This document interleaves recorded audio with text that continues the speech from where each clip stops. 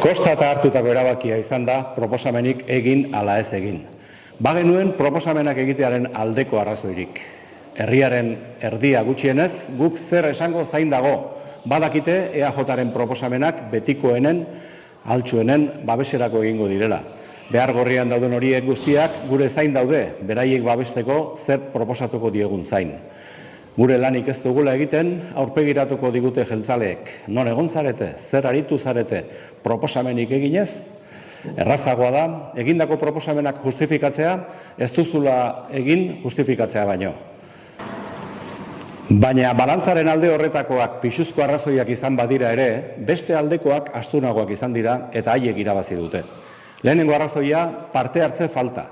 Laugarren aurrekontuak itxi ditugu legealdi honetan, eta laurek izan dute ezaugarri komun bat parte hartze falta.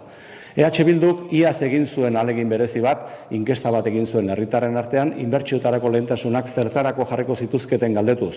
Inkestaren ondorioak 2022ko aurrekontuak lantzen hasi ginen lehenengo bileran jarri genizkion mahai gainean EAJari. 903.000 euro guztira, beren proposamenekin kontrastatu eta lehentasunak elkarrekin adosteko. Horietatik 8% hartu zizkiguten kontuan, 60.000 euro basolurrak erosteko, guk 160.000 nahi genituen, eta 15.000 kirol praktikarako ibilbideak seinalatzeko. Bada onartu zigutena eskasa izan bazen, are eskasagoa izan da benetan gastatu dutena. 0. Bigarren arrazoia, ezentzunarena egitea.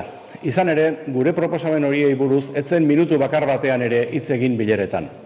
Bilerak berek idatzen dituztenez, han zertaz hitz egingo den ere berek erabakitzen dute.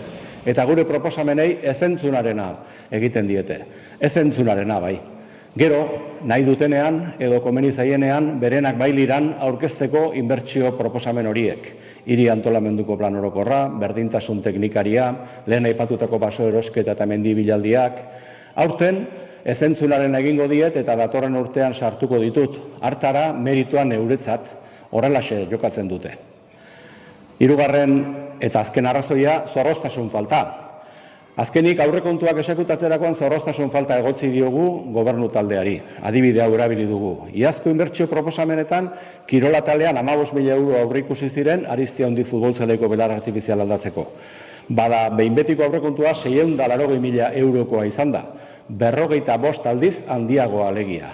Korrika eta presaka hartu da erabakia, egin dira lanak eta horrela dabiltza orain, putzuak xukatu ezinik.